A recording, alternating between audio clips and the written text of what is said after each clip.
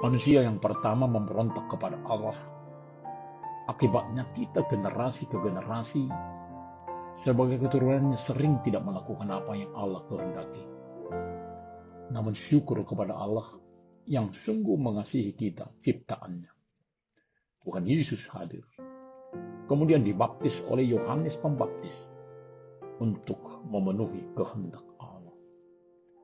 Sesudah dibaptis, Yesus segera keluar dari air dan pada waktu itu juga langit terbuka dan ia melihat Roh Allah seperti burung merpati turun ke atasnya. Lalu terdengarlah suara dari surga yang mengatakan, "Inilah anakku yang kukasihi, kepadanya lah aku berkenan."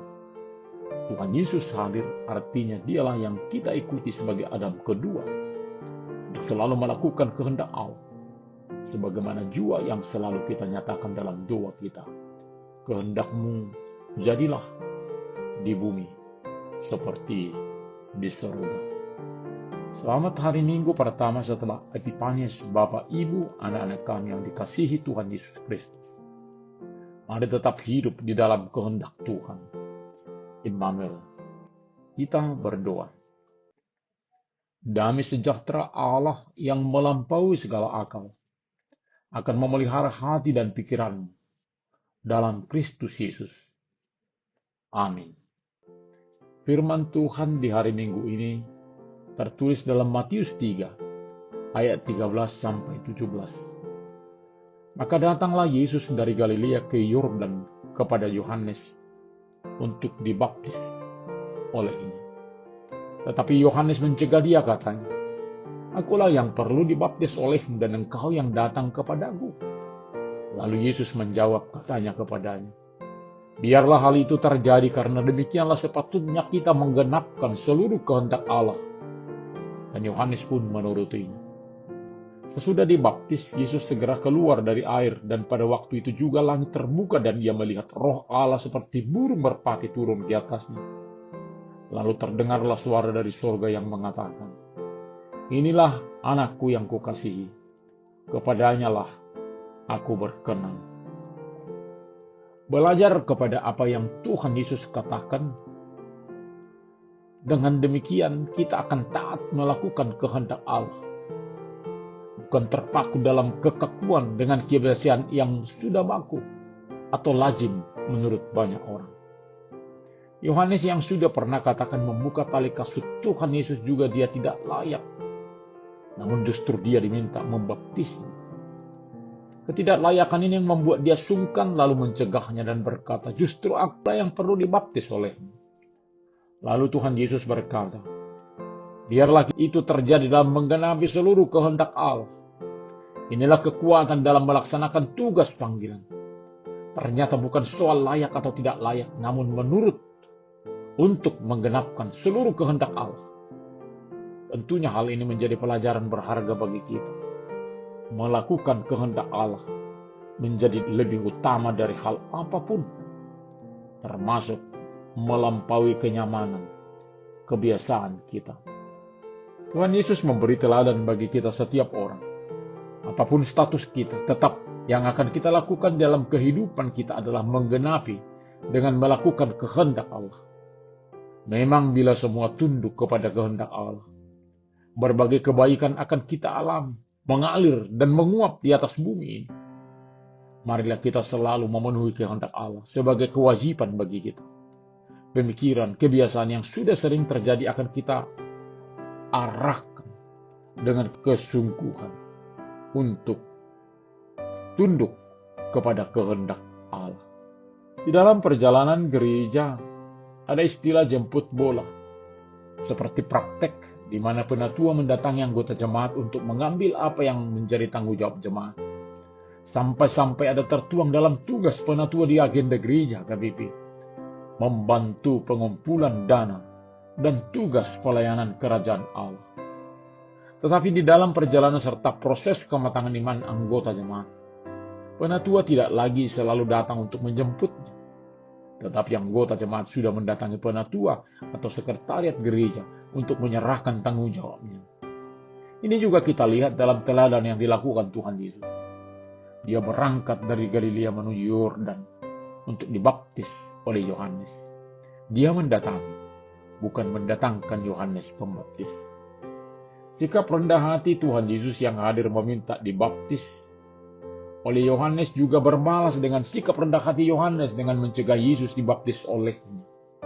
Kerjasama yang nyata ada dalam kerendahan hati.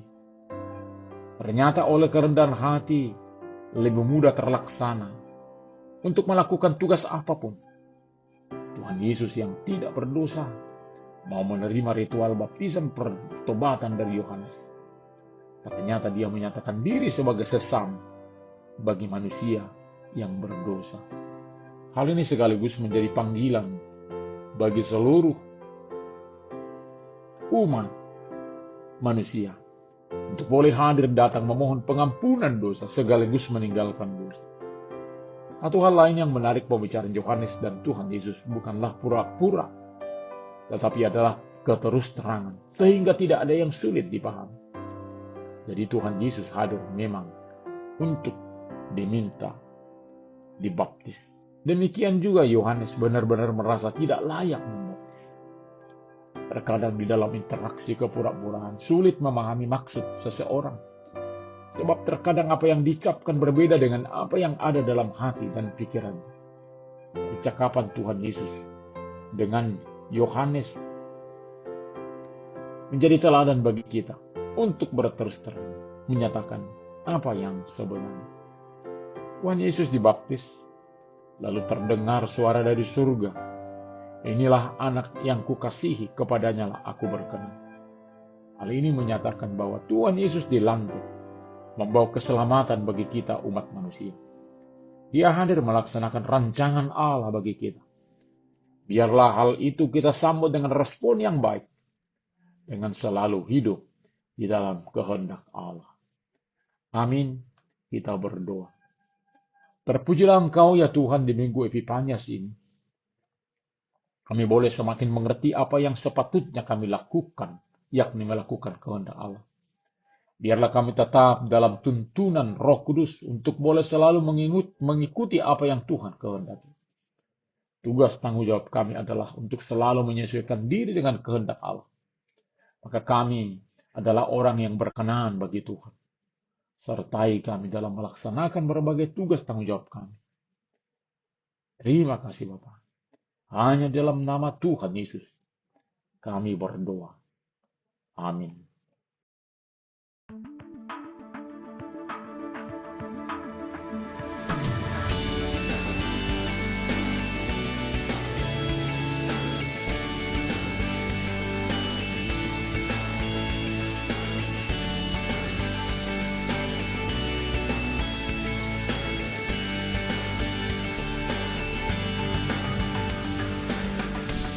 Apabila kau mengasihi Tuhan, masuk kerajaannya, jadi umatnya, adalah masa depan sejatimu.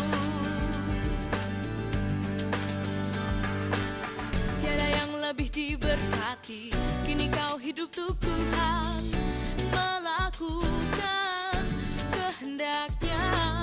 Tuhan berkata, hidupmu bermakna.